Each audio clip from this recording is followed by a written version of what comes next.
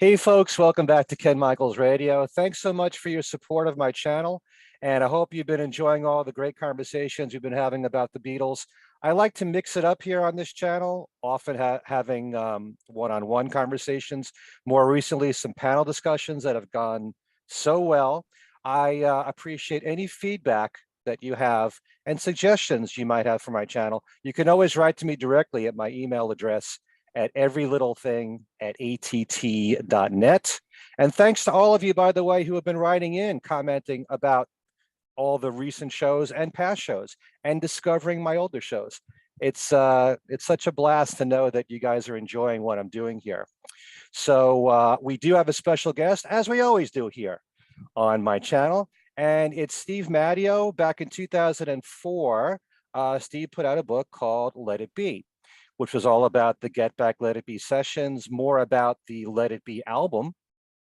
He interviewed a number of major players that were involved at the time with the Beatles, and he's agreed to come on our show to give us a Fab Five show with us. Welcome, Steve, to Thanks. Ken Michaels Great Radio. to be here. Great to be. I thought we were playing Wordle, though. Wordle? I don't know what that is. You're lucky. Okay. You might also recall, any of you who listen or watch my other podcast show, Steve was a guest on Things We Said Today a while back. Great guest to have to talk about Let It Be. So I thought I'd bring him back not only to do this Fab Five show, but since Get Back was just released on Disney Plus, and there is an imminent release on DVD Blu-ray, although at the moment I'm hearing that it's being delayed. I know that you've seen the documentary, not only based on the fact that you're a Beatle fan, but you've done all this research as you did for the Let It Be book. What are your impressions of this documentary? Okay. Well, I watched it over the Thanksgiving weekend. It was a lot to watch. I think we touched on this on another program, but the first episode was sometimes a little difficult, a little tedious, a little hard to watch, but I did enjoy it. The whole process of making a record is complicated and it's work. People think it's all, glamour and partying and jet setting off to the south of France with supermodels, but it's hard work in the studio and it can be very tedious. So I thought once they moved, to Apple, I thought it sort of picked up, the fact that they were, sort of in a place that was well lit and it was bright. They were kind of in their little home. Billy Preston shows up. I definitely got, I got more into it and I got more sort of just pure enjoyment out of it. It was really one of my favorite things about it was, what will Glyn Johns wear next? Who knew that he was such a fashion plate? He has a reputation of being quite the taskmaster in the studio. Like, he's tough. He's a tough producer, so to see him, as this, swinging London British dandy was, he had a hit as a solo artist in Spain. I don't know if you know this. No. He made his own recordings. It was this fluky hit. It's a whole long story that I won't get into here, but and the name is not Glyn Johns, but Glint with a T at the end, Glyn Johns. And if I'm not mistaken, I believe it was a cover of As Tears Go By. And he was like a rock star in Spain for about 15 minutes. And it's a whole long story that I don't know all of it and I won't get into here. But so that was just a fun sort of aside. And then the last part obviously is, you're really into the series at that point and you're like there with them, and you do see there is a lot of love there. There is a brotherhood. It is the Beatles in the studio. So there are moments that are really just so captivating. And it's, ultimately a bit sad because obviously they wouldn't last much longer. And it's sort of the end of the 60s and, So there is it's tinged with a certain melancholy, but I loved it. And, I watched the whole thing with my wife. And I mean, she's a civilian, normal person, not a crazy Beatles music fanatic. And she loved it. I mean, Hmm. she really loved it, all 8 hours of it. I mean, so that gave me a kind of a different perspective too on it, that it isn't just me, the, crazy Beatles nut. So I enjoyed it. I definitely did. It's something when you study the Beatles history all these years, it's part of your DNA. You know so much about what happened within the band. But if this was January of 1969 and you had no idea what was to follow, even though there were problems within the group, I don't know if you would necessarily think, gee, in 9 months, John would be telling the others, I want to leave, you know, and that would be really what did break up the band at that point. But they had their problems. The cracks were starting to show, but still, at the very end, they were enjoying themselves at Apple. Yeah. And as I've said on my podcast shows, it is fascinating beyond words to see how much they genuinely loved doing that Apple rooftop performance when they were in the basement. And, they're smiling, they're happy, they're kind of relieved that it's over, but they really enjoyed it. They're glad that they did it, you know? So for all that you hear about with the same narrative from the past about how miserable the sessions were, certainly coming from John saying that, and George calling it the winter of our discontent, Yeah. and probably, Paul believing that it was miserable. Because Yeah. he even said to Peter Jackson, when Peter showed him footage of what he had developed in New Zealand, when Paul was touring there and performing in New Zealand. And Peter said, it wasn't as bad as you think it was, Paul. Paul was believing this because that's what you Yeah. heard for so long. And the fact that people's impressions about that time come from the Let It Be film, and what a contrast between that and Get Back. Get Back shows a little bit of everything. It does show the problems, especially with George at the time, and how George felt he wasn't being respected, or, his ideas weren't considered for songs and all. And the fact that they addressed that during this time period, and you have that conversation with John and Paul, in the cafeteria there. That's so Yeah. fascinating. And just the fact that for so many years, this stuff we didn't get to see at all. Took over 50 years. Legally. Right. Yes, but Legally. yeah, it's just to know that Apple permitted this stuff to go out is shocking, because they're so Yeah. protective of the history and the recordings. Um, you know. But anyway, I'm the one doing all the talking. No, it's everything you said. I Yeah. mean, yeah, I mean, I think I think their attitude is, let's get this stuff out now while we're all still around, so somebody later doesn't come in and completely screw it up. Like Maybe. even though I'm sure they let Peter Jackson do whatever he wants, there is a certain sense of, well, we can see what it's going to be. It isn't just going to go out in the world and we have no idea. Mhm. And I mean, it was the anniversary. People have been wanting to see this stuff for years. Um, it was an opportunity to put the music back out in a more expanded format. Although I still think that it could have been done differently.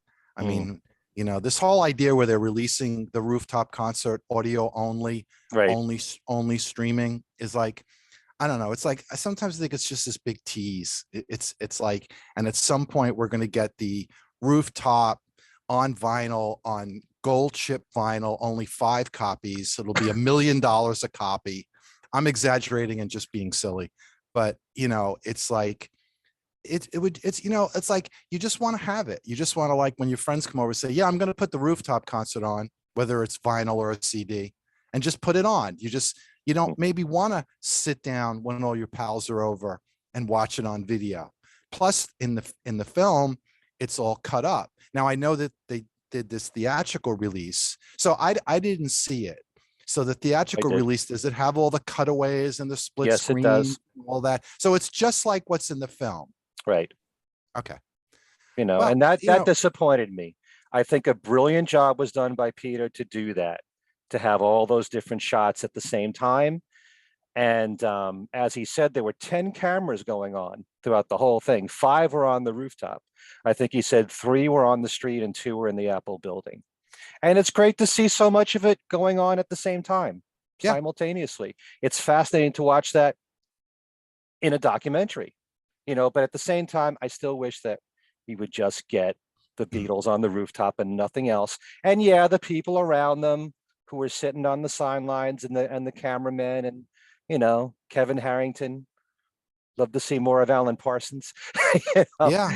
All these Yeah. other people who were there at the time. I'd love to see more of that. Yes. That's just me, and I know some people agree No, I with me. agree. Yeah.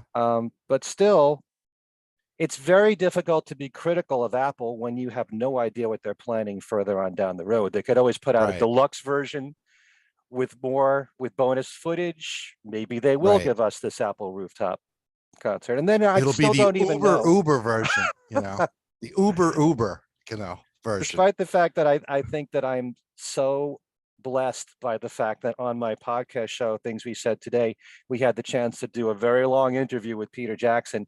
Really, you And did? I didn't know about that. Yeah, he revealed so much to us. Yes. But at the Yes, you same are a time, lucky man. I'm still wondering, were the cameras, those 5 cameras on the Apple rooftop, did they capture everything, or were there moments where maybe there was a minute missing and that's why you have to cut to the people on the street or whatever? I'm not sure about that. Maybe there's a I reason don't why know. it has to be presented that way, because the rest It's of the possible. documentary, you have audio for which you don't have video, and you can put that in, or you can have video, or you can put something else for the video that doesn't match what's going on audio, and most people wouldn't even know the difference to get by that. So I don't know if it was the same problem with the Apple rooftop, but I loved what I saw, and there's nothing like seeing it on the big screen. Oh yeah, that must have been, and with a great sound system. It's IMAX. I don't know if I've ever seen a film on IMAX in an IMAX theater.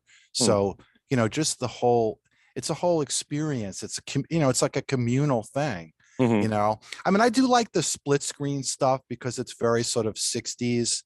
I mean, that's when you first started seeing a lot of that in Right. films, even in feature films.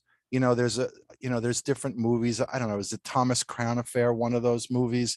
It has this kind of cool thing about it. It's a very 60s thing. Obviously, in the Woodstock Sure. documentary, that's kind of it's a feature of that in some ways. Using multiple cameras like that was, Richard Lester with A Hard Day's Night was really one of the people to make that more of a mainstream kind of thing, because he came from the TV world. I mean, all of this, So the innovation, of that is, it still looks cool. It's still, there's something about it. It's very 60s, I agree with you. But for me, apart from, loving the music of that time and all the Beatles music, really, just to see their personalities and how they clashed and how things changed over just the course of a few weeks, how they had to get their act together. It wasn't just the making of an album. There was supposed to be a TV special in the very beginning, and the concert, all 3 things wrapped up into one. Could they pull it off in 1 month's time? Yeah, it would have been great to have seen them play, like, even if it was like an hour concert, and not of multiple versions of songs, at like, a place like the Roundhouse or the Albert Hall, or, a concert hall, Right. not a club, not a stadium, not any of these other crazy ideas, but in a sort of a place where music is played, in that sort of environment, that would have been cool. Some of those clubs are, those concert halls, they're quite big. So I don't know if that might have been something they might not have liked, but like, to those of us who live here in New York, a place like the Beacon Theater, I think where the Rolling Stones did their Martin Scorsese concert documentary, like a place that size, an intimate concert hall, Right. like that would have been, I think they would have really fed off that, intimacy and the real liveness of it.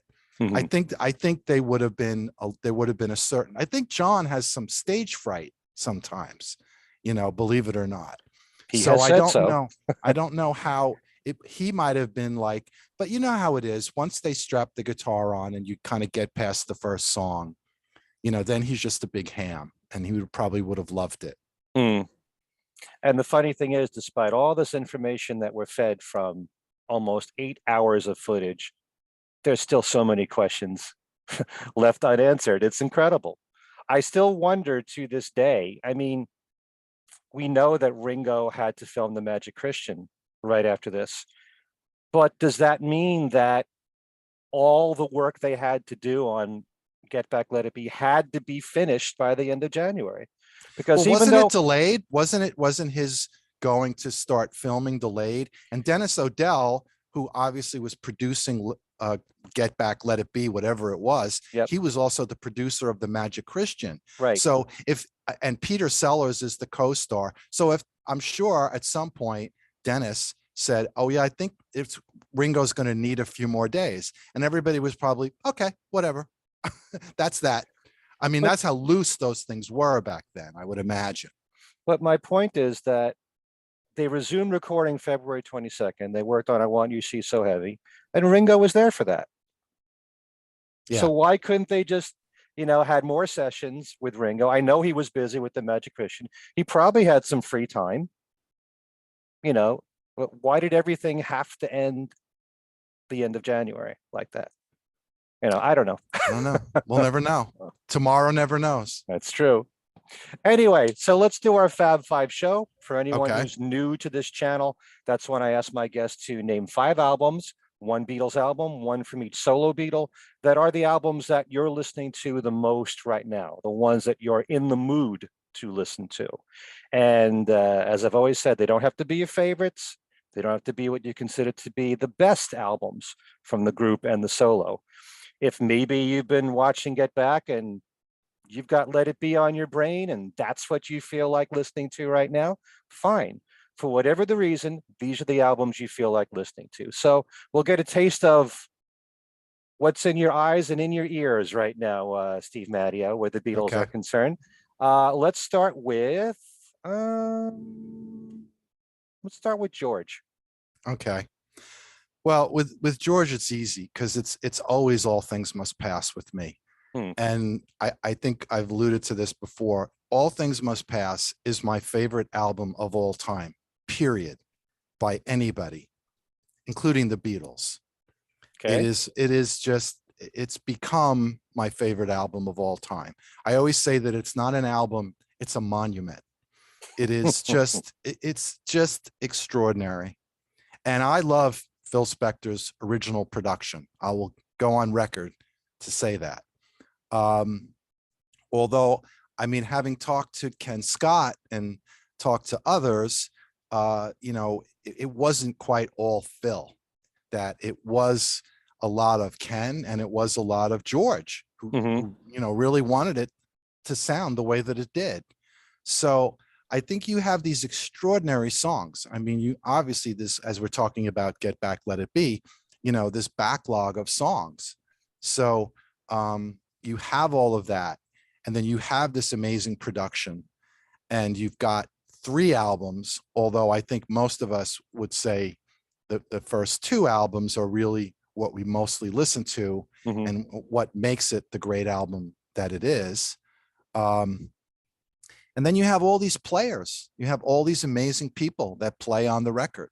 I mean, you basically have on this album too, this sort of birth of Derek and the Dominoes. That's right. I mean, and from what we've seen with these reissues, they had some studio time apparently, and Spector produced some early tracks for Derek and the Dominoes before Tom Dowd came in and became the more or less de facto producer of the Layla album. Right. So, and you've got Dave Mason and you've got Gary Wright and you've got all these incredible artists, supporting George on this album. And it's just, it's so timeless. It's, I think, 100 million years from now, if the civilization still exists, people will listen to this music. It is extraordinary. It's very spiritual. It's very sort of organic. It's very real, and I'm a fan of the Spector approach. I mean, I love great production. I love the wall of sound. I'm a big fan of, like, for example, like the Mamas and the Papas, what Lou Adler did with them. I don't like overproduction necessarily. All Things Must Pass is just, What Is Life? I mean, it's just, it's just, I think they did a great job, with this in a lot of ways. There's some things maybe I would have done differently, if not for you. I always sort of prefer this version that's on this album, not the Dylan version. The Dylan version is a little sort of too, I don't know, it's a little too acoustic. Apple Scruffs is, for all that George would say about being, bothered by the fans and living in that fishbowl, then to write a song like Apple Scruffs, right? That's, imagine you were an Apple Scruff, you'd have to feel pretty good about that. So I love that album. I don't know. It's very meaningful for me. I love it. Yeah, well, no argument here. To me, I think it's one of the greatest albums of all time, no doubt about it. And I've often said Living in the Material World is my favorite album of all time, surpassing Beatles albums too. Okay. And All Things Must Pass is probably my second favorite solo Beatle album. Okay. Too. It's so powerful what he's saying spiritually with his songs, and yet at the same time there is that element of commerciality. Let's face it, My Sweet Lord and What Is Life are great hit records. There's no shame in calling them hit records. And I always love songs that have a great opening guitar riff. And the Beatles were blessed with that, with, Day Tripper and I Feel Fine and songs like that. And think about What Is Life, how it kicks in with those notes on the guitar. I love the spirituality of it. And thank you for saying what you said about Phil Spector, because I get tired of defending him. Well, I'm not going to defend him as a person, ultimately, as the person he became. And who knows if he would actually happen that night. And I never want to get into that. I have no interest in it. Let's not. But it's just that those records, the Phil Spector Christmas album, all the stuff he did with the Ronettes, the stuff he did with the Righteous Brothers. Yes. It's just, to me, he sort of created this sort of studio language of pop music, of kind of what it became. Once you move past all the sort of pioneers of rock, Elvis, Jerry Lee Lewis, all of those people, for me, as far as recording records, singles, it's Phil Spector.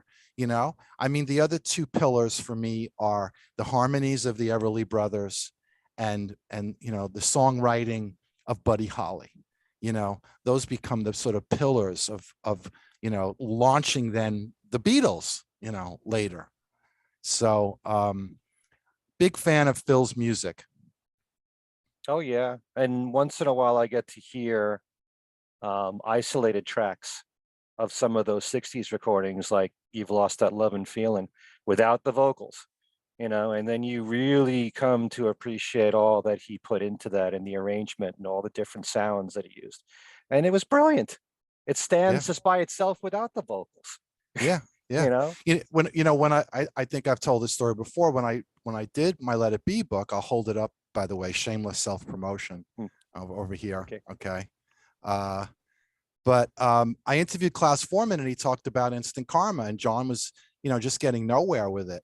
And he really loved the song, but he was really unhappy with the track. And so I believe it was George who said, well, Phil Spector is around. Why don't you see what he can do? Hmm. And so Phil shows up and basically walks in, and within 15 minutes, he gets that sound that we know. He just immediately, that's what Klaus said anyway. Klaus was there and he said that was that. I mean, we know that song is, Phil is a lot of what makes that so great, especially the drums, the percussion, the echo, Yeah, and doing a recent interview that I did with Ken Womack and Jason Krupa for All Things Must Pass Away book, Yes. they had said in the book, which I wasn't fully aware of, that George was the one who was responsible for bringing Phil Spector on board with Instant Karma. Right. Yes. So, yeah, thank you, George, for that. Yes. Yeah.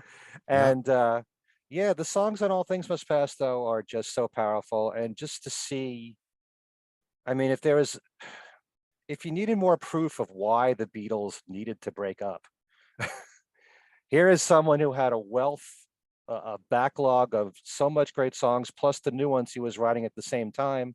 Yes. And, if the Beatles had stayed together and not had solo careers, we'd still be getting 2 George Harrison songs per album and missing out on all this other great stuff. Interesting take. I know that George Martin always regretted not paying more attention to George, but I mean, being with, Lennon and McCartney, it was challenging. And I think this sounds weird maybe, but just the fact that George was a bit younger, and George wasn't like Paul. I don't want to use the word pushy because it sounds negative, but John and Paul were pushier. They were more, putting themselves out there. And I don't mean that. I'm not speaking in a derogatory sense here. And we know George's personality. He's more laid back. He's Right. more quiet. I mean, some of that I know becomes like, just like this caricature of him, but he is more like that, where the others are, more aggressive. So, but it's true what you said. I mean, so we get this thing, this All Things Must Pass. It's extraordinary. Mm. Yeah, and like I discussed in many of my shows, when you're watching Get Back and you're realizing that George turns to John and says, I'm thinking about making a solo album of my own. And John is saying, yeah, great, go ahead, being very supportive of that. He's also thinking at the same time, trying to balance having a solo career and then going back to the Beatles and then doing all the other stuff that he was doing at Apple, producing other artists too. Yes. But that's something that, yeah, it's very difficult to maintain all that going on at the same time. Yes. You said it. I've interviewed Robbie Robertson a couple of times, Hmm. and he told me that, that the plan with the band was not to do the last waltz and then break up. The plan was to get off the road and still make records, and also other people, in the group could do different projects. Like that was the whole idea, but I mean, they were having their problems making records as time went on, and also just the various problems within the group, and who was having issues with substances and interpersonal relationships and all of that. But Hmm. I mean, just as an example, I think that that was kind of the plan with the band. Yeah. In fact, one of my other shows that I did here with Al Sussman and Tom Frangione and with Bruce Spicer, talking about trying to have a group and solo career simultaneously and how difficult it was. I had mentioned the Eagles because the Eagles, Glenn Frey had such a successful solo career, as did Don Henley. You really can't count Joe Walsh because Joe Walsh had a solo career before he even joined the Eagles.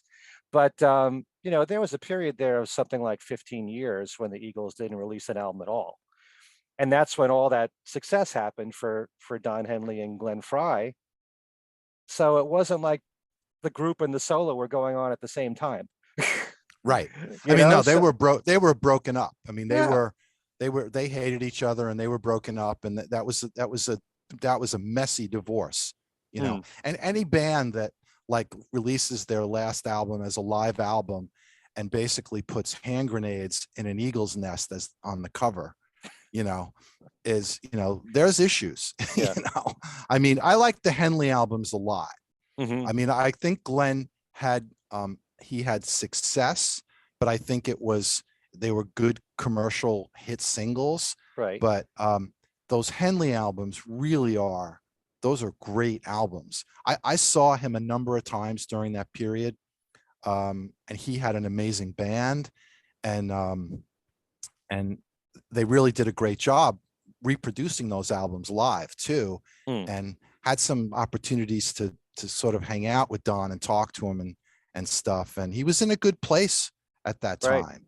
But there was a still a certain amount of respect going on between Don and Glenn at the time, because I also saw Glenn Fry during that period, and he actually he did one of Henley's songs and kind of said hello to him. I mean, he wasn't there or anything. It was this kind of, love you brother sort of thing. He was playing a concert somewhere.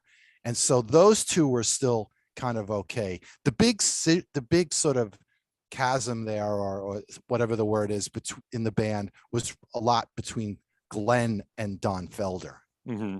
But that's another story for another Right. day and another Yeah. group. My point was that it's really tough to maintain both the solo and group Right. career at the same time, and very few bands have been able to do it and maintain it and do it for a long period of time. Grateful So Dead. I think they sort of were able to do, where Garcia did solo albums and other things in collaboration, and Weir had made solo albums. He had his group Ace, I think it was, or something, and so they were able to kind of do it. okay, all right, let's move on to Ringo. Okay, well, that's easy. That's always the Ringo album. I love that album. That's just a great album. I mean, everything about it. I love Rich. It's talking about producers. I mean, Richard Perry's production. I mean, he really was the guy at that time.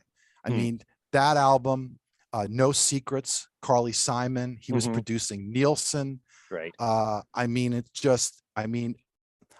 you can't have Phil Spector at that time, Richard Perry, and I mean, Perry's a great guy to get the most out of a vocalist. And, Ringo is not Frank Sinatra, let's face it. He doesn't need to be for his songs. He doesn't need to be. But so I think Richard Perry was able to get the most out of Ringo vocally, and so that was just perfect, and, Paul's on the record, John is on the record, George is on the record. They're all on it. So that's really cool. And there's just so many great people on it too. It's just, the band. It's a great album, great cover. I love the cover. It's definitely sort of a Sgt. Pepper kind of takeoff a little bit. I mean, it's that period, all those solo albums in that sort of early 70s period. It's almost like you forget the Beatles broke up almost, it's kind of like, oh yeah, and there's this album and that album. And that was like the soundtrack of that time, for some of us, of course I was only 3. I was a toddler at the time, but so, I love that album. That will always be my favorite, and will always be my go-to, and will always be, when those songs come on the radio, I crank them up pretty loud. So you haven't been affected by Ringo's output since then? I mean, I like other things that he's done, and some of the other singles, but it just, nothing compares to that album. I mean, as a whole, you know what I'm saying? I mean, I like a lot of the recent things that he's done. I think there was some periods where, Ringo was not at the top of his game, and he would probably, be the first to sort of admit it. I think a lot of times what it becomes with these folks is the songs and who's producing, when it's a person that's not a songwriter. Ringo is really not a songwriter. So he's become one. I think so. It only goes to a certain level, because that's not what he does. He's one of the greatest drummers in the world, as far as I'm concerned. Not the flashiest, but one of the greatest. And the voice, whatever shortcomings it has, it's Ringo. I love to hear Ringo sing. So I don't know. I mean, I like other things that he's done, but that album is just it's a favorite. Okay, well, you're not alone in that. Right. Yes, but Right. but I do like to point out very often that for me, seeing Ringo grow as an artist, mainly as a songwriter, is what has excited me throughout his career. Because most people, unfortunately, because they think of Ringo the Beatle, and he only had two songs that he wrote when he was a Beatle, they think of him in a very limited way. And then when the 70s came along and he collaborated a bit with George Harrison on those early songs, and then quite a decent amount with Vinnie Poncia. And then he moved Yes. on with Joe Walsh on Old Wave, and and then the Mark Hudson years and all the people that were in Mark Hudson's band with him. Yes. Uh, those songs. I mean, Ringo is either one of two, three, or four songwriters, but he has input on all of them. Right. And certainly, if you were to ask someone like Mark Hudson, who is very complimentary about Ringo as a songwriter, he was very involved in the songwriting process. Yeah. I And think Mark was a good collaborator for mm, Ringo overall. I thought what they did was really good. hmm yeah, him and the Roundheads, the band, and ever since post Mark Hudson, you've got all these other songwriters working with Ringo: Dave Stewart, Richard Marx, Gary Burr. There's just so many different people. Peter Frampton wrote a song with him, and I Yeah. find it all very, very, very fascinating. Yeah. No, And I really each, like his soul. I like what he's done for quite a while now. hmm yeah, but I don't think of him solely as a drummer, although No. most people in the world will. And I think, what he brought with his drumming to his songs and the Beatles, and having the right fills at the right time, helped to make those exciting recordings. Oh yeah. Yeah. Anyway, so how about we do Paul next? Okay. Well, that's another one that's just I love Band on the Run. I mean, it's that's the best thing I think Paul's ever done. I mean, there's a lot of other great music that he's done. I love the McCartney album. I love Ram. I love Venus and Mars. I love Mm, Red Rose Speedway. I mean, I basically like all the Wings albums. mm, Basically, I think they're all good, and all the solo works of the '70s. All of that. There's nothing he did in that period that I don't like. There are other albums that he's done since then that I also do like, but Band on the Run to me is it's it's like it's not a concept album, but it is this album that sort of there's a flow to it, you know, and mm. it's a fun album. It's got some really good kind of not serious songs. Serious is not the right word, but um, it just sounds so good. It's just such a great sound. You know, I remember, I think that Band on the Run came out roughly at around the same time as the Caribou album by Elton John. Uh, Caribou was in 74. okay. So, And yeah, Ben on the Run and was December 73. of Right. 73. Yeah. So it's in that period together. And I always remember I had a friend who was really into audiophile sound system. He had it like everything. And those two albums, I mean, you could put those two albums on and just the production is just amazing. I just love Band on the Run. It just reminds me of that time. It's such a great sort of time. 73. Mm, 73 is a great year for music, like not just what the sort of top albums were, but if you dive deep into that year of 1973, there's so much music, so many great albums came out.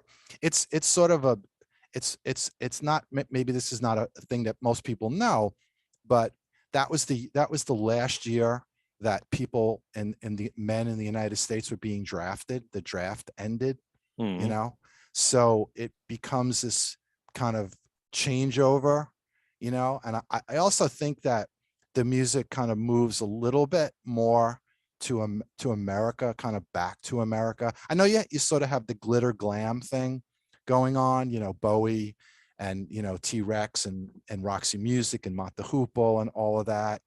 But I just love Band on the Run. It's just every time I hear one of those songs on the radio, and it's a great album to listen to. It has a flow to it. It's like a Beatles album in some ways. It's like a Sergeant Pepper or something like that, where there's just a flow to it, and Paul's bass playing and the singing, and I'm a Denny Lane fan too. Mhm. So I like him collaborating with Denny. I think that was a good collaboration.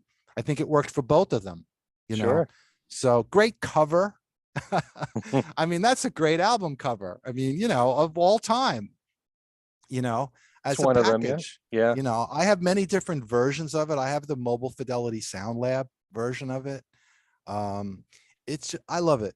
It's just, those songs are great. I can't say enough good things about that album. I mean, and like I said, there's been a lot of other, great albums that Paul has made. Flaming Pie, Tug of War. I mean, even McCartney 3. I would put in there. There's a lot. We could go on and on about how great Paul McCartney is.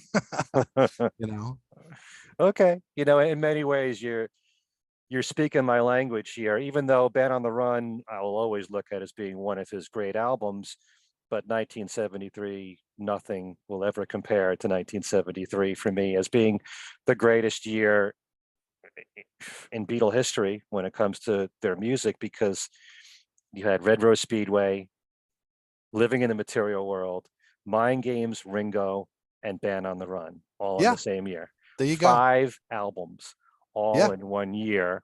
right, Plus, you had the Red and the Blue collections. Billy Preston was hot, right. with Will It Go Round in Circles. You had, Nielsen, yeah, the Beatles' friends were doing well. ELO, Yeah, I loved, still do, Elton John, and Elton. the first 5 years of the 70s, 6 years, a lot of people consider to be, his greatest years. I agree. We can all debate that. I'm sure that there are some Elton John fans who have studied everything that might tell you otherwise. The way I say different opinions about the solo careers of the Beatles. Right, And by the way, you mentioned Caribou. The time of Fan on the Run, it was Goodbye Yellow Brick Road that came out, which right. is one of my Yeah, favorite albums of all right. time. Yeah, So, 73 was a monumental year. Dark Side of the Moon. So many great albums came out that year. But yes. depending upon your taste, you could probably pick any year and say, oh, 1971 was the best or whatever. Yeah. I didn't say it was the best. It's just I think 73, you could look on the charts and find a lot of great albums, but then there was a lot of more sort of obscure albums, more underground albums. There was FM radio, was really FM radio still at that Hmm. point. It was Yeah. starting to fade. That's when it was kind of starting to fade.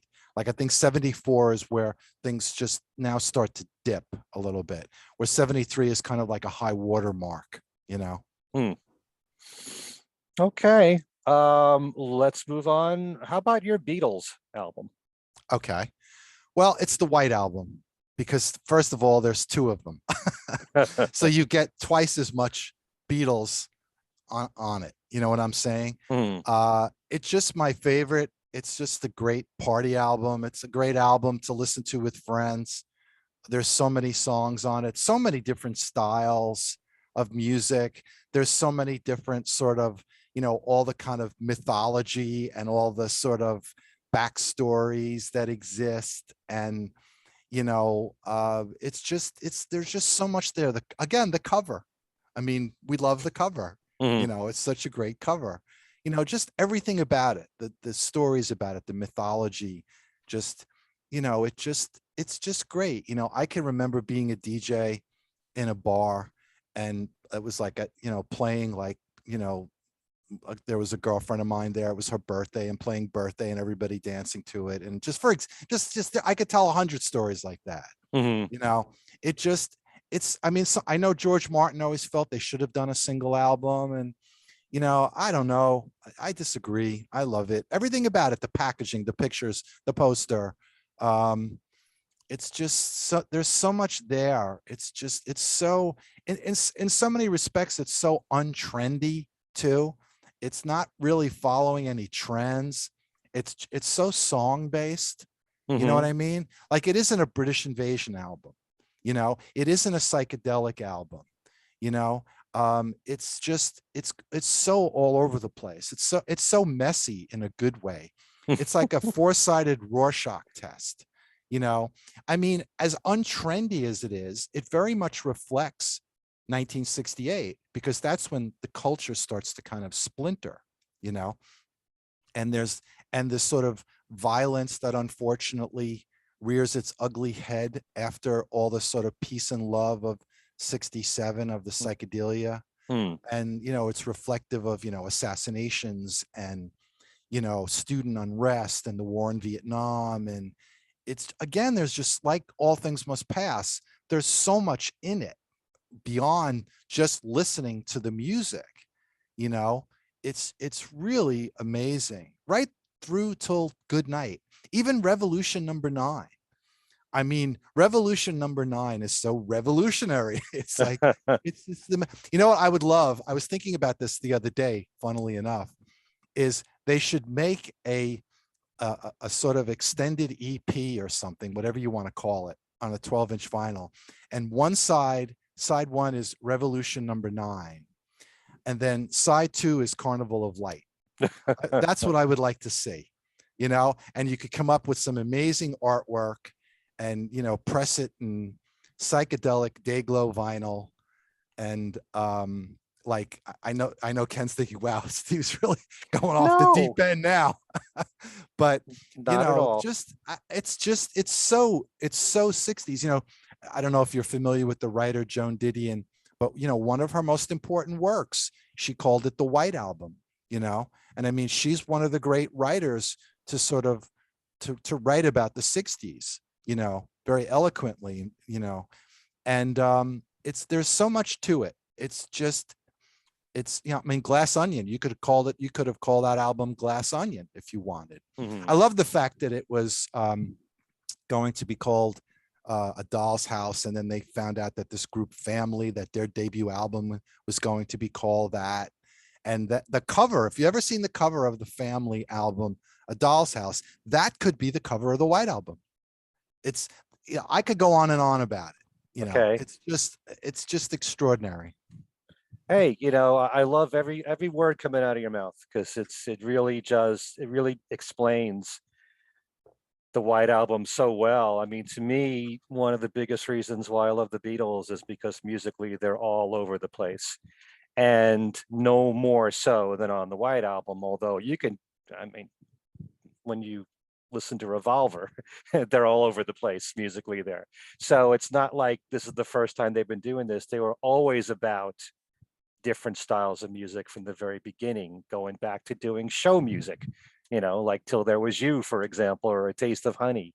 You listen to the White Album and you've got everything from Helter Skelter, a hard rock song, to Honey Pie, to Revolution number 9, ballady stuff with full orchestration like Good Night, something like Piggies, which is sort of social commentary Oh with yeah. a classical feel to it, sort of Baroque with the harpsichord in there.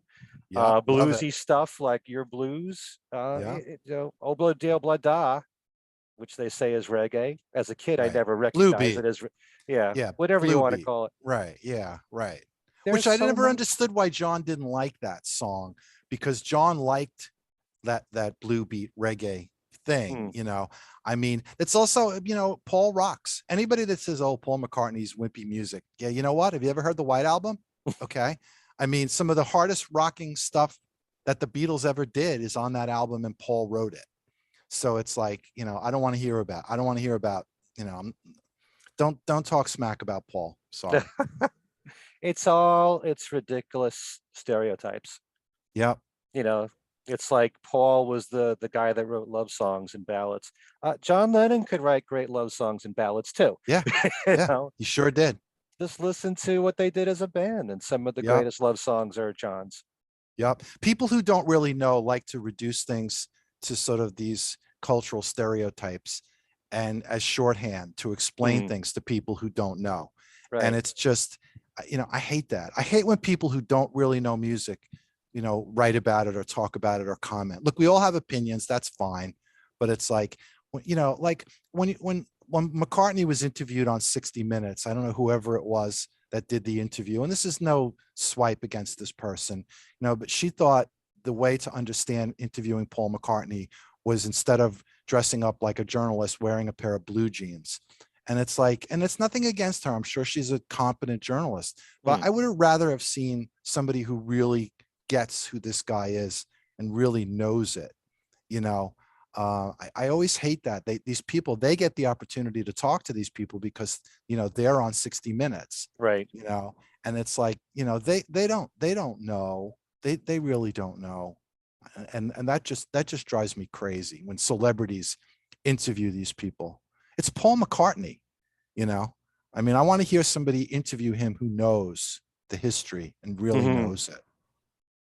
That would be nice if people who have really studied his catalog, and know every solo album and every B-side. I think Rick Those Rubin did a people- good job. I mean, Rick Rubin, he's a record producer and he's a guy who knows songs, Yeah. so that's cool. I get that, He knows production really well. He can hear things in the music that some of us may not. Right. So yeah, but I'm like you. I mean, it's hard for me to tolerate people who express an opinion that's not based on much knowledge. Yeah. People who write Yeah. off the solo careers of the Beatles and say, well, they were good, but they were never as good as when they were together. And Yeah. then if I was to point out specific albums, they wouldn't even know it or be able to talk about it. They're celebrity interviews. They're interviewing Paul McCartney, the celebrity, the legend. They're not interviewing Paul McCartney, one of the greatest musical artists ever, Yeah, well, they're probably told all you have to know is that he was a Beatle. Right. Yeah. Yeah. Okay, so how about John? We'll close Well, with John. I'm glad we left John to the end, because I always struggle with this, because the Plastic Ono Band album is so important and so incredible. It's just an amazing record. But I have to pick Imagine. I love everything about it. I think especially now, given the way the world is, especially this country where it's so divided and it's being so kind of the culture and the political discourse is being co-opted by this right-wing fantasy machine, that to listen to Imagine, for me, it reminds me of a time when you really did have hope, that where people really were. And I know there's a lot of people that love to pick on the 60s and, oh, it's all a lot of baloney and the 60s didn't turn out right, and oh, it's all, you're just altruistic, idealistic, all of this stuff. And it's like, when you listen to that album, it's a very universal album, Imagine. And again, here we go with talking about produced by Phil Spector, you know what I'm saying? So we've got the yin and the yang with Phil Spector. We've got the wall of sound, basically, with All Things Must Pass. Then we've got Phil able to sort of focus just in on the songs for the most part. And I know it's more of a sort of co-production, and we could talk about that all day. I don't really want to get into that, but I mean, I love Oh Yoko. I mean, I love that song. Sure. I mean, it's like, Jealous Guy. I mean, there's just, it's extraordinary. It's just an extraordinary album. There's so much great music on it, and it leaves you feeling sort of, you feel hopeful when you listen to it. It gives you hope. It makes you think. This is going to sound very sort of hippy dippy, but it makes you want to be a better person, and I know that sounds like all sort of touchy feely, organic, soy milk kind of stuff, but it's like, you just see this coarseness in our culture right now, and people who just are living in some kind of violent fantasy world where they think everything can be solved by, storming the Capitol or, taking up guns. And it's like, no, that's not how we're going to solve things, And it's a beautiful album. It really has stood the test of time. If you want to talk about it as a sort of hippy dippy album, it's like, No, it sounds very fresh if you listen to it. I think the Lennon estate has really done a great job in the way they've reissued these John Lennon albums so far too. Definitely. They've done a great job. Yeah. Everything about it, the way that they've done it from an audio standpoint, the books that come with it. It's Imagine is it's just it's hope. We're in such a bad place right now. I mean, a lot of it obviously is the pandemic, Mm. which has been politicized as far as I'm concerned. So Imagine is it's a hopeful place, you know, and I think it's heartfelt. I think John really, that's how he really felt. Like, there's many sides to John. Let's face it. Mm. He's a very of all the Beatles, he's the most complicated. You know what I'm saying? As far as I'm concerned, he can be very angry. He can be very funny. He could also be his heart is open. He puts his heart on his sleeve. He's not afraid Right. to do that. You know what I'm saying? He can be very unguarded. He reminds me a lot sometimes like Pete Townsend. Like they both sort of tell it like it is. And they'll both go they'll both go at themselves. What I mean is they're not afraid to trash themselves or put themselves Right. down or expose their foibles or whatever. And I love that kind of honesty about John in that period. He seems there's a certain happiness and contentedness in that album. The music is just beautiful. I can remember when it first came out, like reading those circular liner notes, trying to follow those liner notes, Right. you know, and it's just, I mean, look, John did a lot of great music and a lot of great solo albums, but for me, I know these choices that I'm picking are very obvious, but you know, that's how I feel. I'd rather you were truthful, Yeah. and it's always been kind of difficult for me, even though I always say Mind Games is my favorite Lennon album. Um, I love all of John's music, and I always feel like I've come to know him really well through his music because his music is so deeply personal. He was not afraid to bare his soul to the world. Right. No more so than on Plastic Ono Band, obviously, but certainly throughout all of his albums and all the stuff that he wrote. And so you always feel like you get to know him better. But what you said about him being funny and angry at the same time, I could say that about George Harrison easily. Right. you know, Right. there's a very comical side of George Harrison and very Right. serious side of George Harrison. And it's Yes. beautiful to blend it all together because it's Right. all the complexities of people, you Yeah. know. So yeah, but at the same time, yeah, I understand like the political overtones of Imagine and certainly with Give Me Some Truth. But at the same time, How Do You Sleep is not a very warm song there Right. No, coming I from get that. John, Right. I get that too. Right. I mean, but again, I think it's just, I think with George, getting him to be honest about himself and who he is, sometimes it's a little harder to extract that from him. It's like a person that's harder to know, where John is sort of like, here I am, I'm an open book. Like Mm, maybe one-on-one, when you first meet him, he might not be the easiest person to get to know. He could be cutting and difficult, especially in the 60s, apparently. Ron Nasty and the Ruddles. I mean, supposedly a lot of that is true to some degree. But on the records, he's very much like, here I am, I'm John. This take me or leave me, mm, and some of this music I think is not very good. Like he'll be the first to say it. I'm not talking about the Imagine album. I'm just speaking in general, mm. So I like that sort of getting to know him. I think he was more sort of willing to kind of go on the talk shows and be out there. I mean, and just seemed like there was a directness in that period, you know. And at the end too, I thought when he came out with Double Fantasy too, Mm. he was very sort of like, here I am, I'm John, I'm still here, I'm still with Yoko.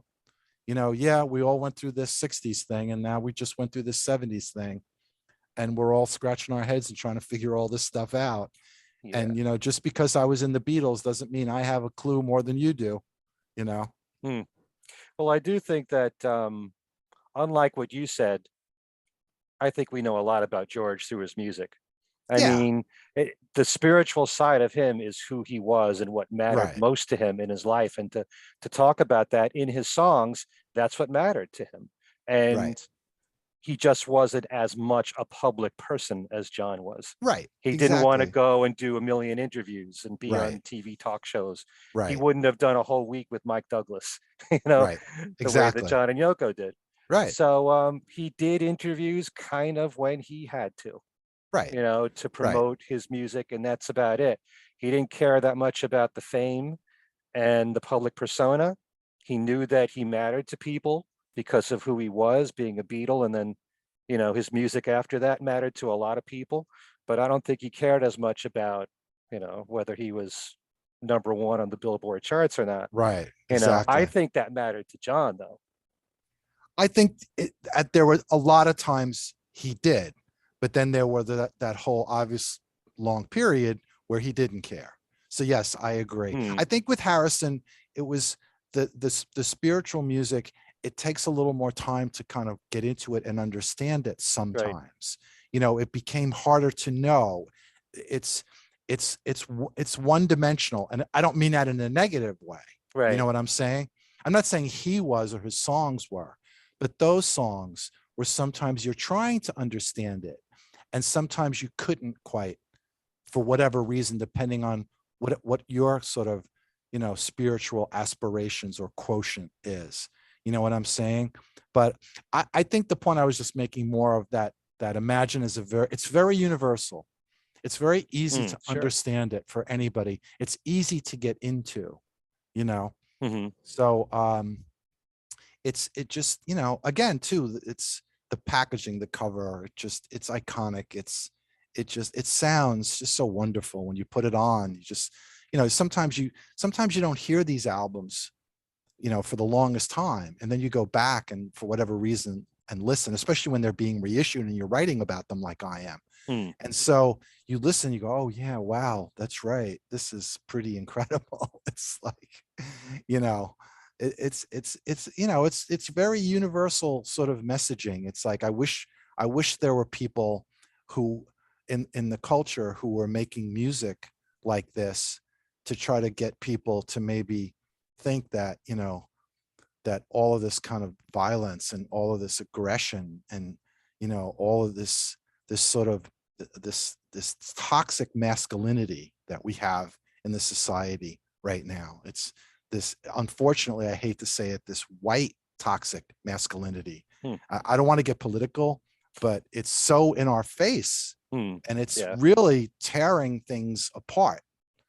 And it's a shame there couldn't be people in the center of the culture, offering different kinds of messages, and I'm not talking about people who are, from the 60s or people who are more obscure. I wish there were people who could be getting this out somehow. I don't know what I'm even saying here, really. I don't know what it would look like, but it's, you know, I mean, look, John and Yoko, they used to say, the media is going to follow us around anyway. They're going to write about us anyway. So Hmm. we're going to use that as an opportunity, not to talk about us, but to talk about peace. And, Right. and I think that was a good thing. He was able to sort of use the media for something good. He Right. kind of, he was very sort of McLuhan-esque and very, very sort of like Andy Warhol and understanding how to use the media, you know, but using it not to promote, you know, walls and bridges, but to promote, peace. And I know for a lot of people, all this stuff is like, oh, I don't want to hear about it. All the 60s, or you hippies, you soy boys, and all this trashing of it. It's like it's uncool. Look what Neil Young just did. Okay, Hmm. one old hippie rocker, Right. okay, who's nowhere near the mainstream of music. Look at what he did. I mean, Spotify stock has dropped 25%. They lost somewhere between $2 and $4 billion in market value. Neil started a conversation, and it's not just about the garbage that Joe Rogan is spewing. It's also about the fact that Spotify is screwing artists and what they pay. I saw this figure. that if you have a song streamed 1 million times on Spotify, you make roughly $4,000. So think of how hard it is to have a million seller or a million streamer. Mhm. Okay. And then you're making that kind of money from it.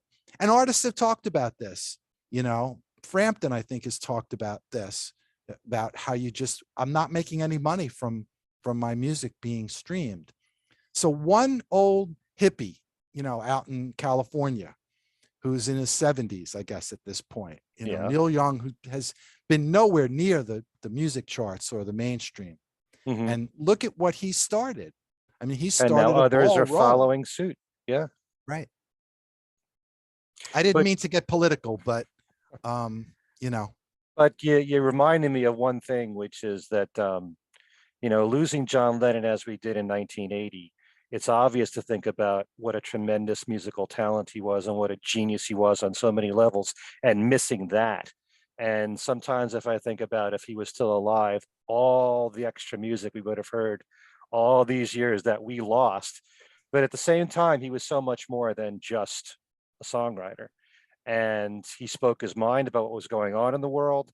And at times like at 9/11, that's when I miss John the most, because he probably would have said something at that time. oh yeah, And good and point. certainly the political climate of the last several years, he would have been there saying something.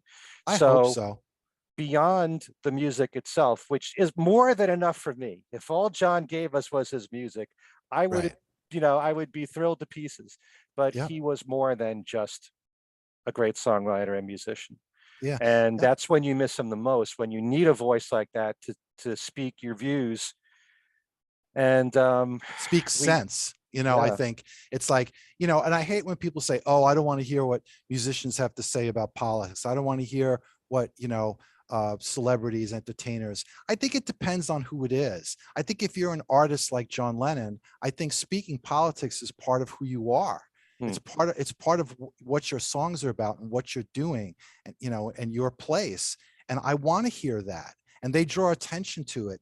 They give voice to those of us that don't have a voice, you know, and they present things in the artists are very, they're very about their hearts and their souls. They're putting themselves out there, and it's real. They don't have an agenda. You know what I'm saying? So I mean, look what George Harrison started with the concert for Bangladesh. Hmm. I mean, he started that, the whole idea Right. of celebrities, musicians making music and raising funds and doing all that. There's no Live Aid without the concert for Bangladesh. It doesn't happen. Hmm. There's no question about it, you know? And so, George did that too. And I think it's important for people to use their, I've heard people say, well, if what I'm doing helps one person get one meal that they won't have because they're poor and they can't afford food, then I've done my job. Right. Then that's good enough. That alone, just that bare minimum. Hmm. So, I know sometimes people think, oh, these people are just doing it. It's very self-serving, and it's, I don't know. And those are the same people who voted for, Mr. Celebrity Apprentice, like that's okay. You know what I'm saying? Hmm. So the Beatles contributed a lot in that respect, especially John. Hmm. All right. Well, this has been tremendous having you on the channel, and Thank for you. you to speak your views here on the solo Beatles music and the Beatles music, and on Get Back. And feel free to get back whenever you want to on this I'd love channel. to. Love talking with you, Ken. You know so much about the Beatles. I always learn so much, and about the solo music too. So it's fun to talk. I'm sorry this turned into Meet the Press a little at the end here. I wasn't intending it to go there, but Yeah, you could show your book again, okay, and here it remind is. everybody that it is still available. You can order it Yep, on Amazon. I will provide the link in my description box. You were yep. telling me it's also available in different languages? It's available in Japanese and Italian, and it's the usual rubbish, but it doesn't cost much, you know. Very cute. Okay. All right, Steve, thanks so much for joining us, and to everyone watching this video. And please subscribe if you haven't done so already. Please get Steve's book. Thank you. And I'm sure he'll be back on the channel, probably back on my podcast too. Thanks so much for watching, and we'll see you next time.